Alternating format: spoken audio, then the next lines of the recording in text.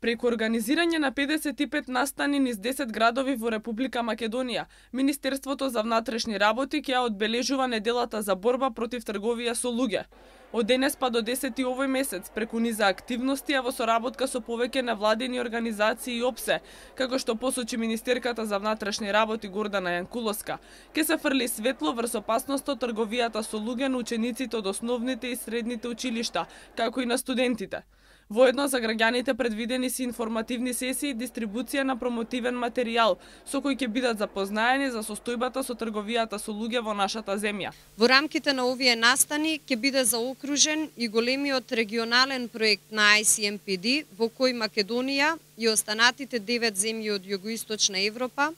создадоа заеднички механизам за постапување и упатување на жртвите на трговија со луѓе, кои биле регрутирани или експлоатирани во регионот. Оваа година регистрирани се 11 жртви на трговија со луѓе, од кои 6 се малолетни, а 2 од нив се странски државјанки, зашто кривично се пријавени 36 лица за трудова и сексуална експлоатација, од кои 11 веќе се осудени на казна затвор. Јанкуловска додаде дека напорите кои МВР ги прави со невладините организации и меѓународните институции се единствениот правилен пристап во реализацијата на елиминирање на трговијата со луѓе, како облик во кој најбрутално се уништува човековата слобода и достоинство.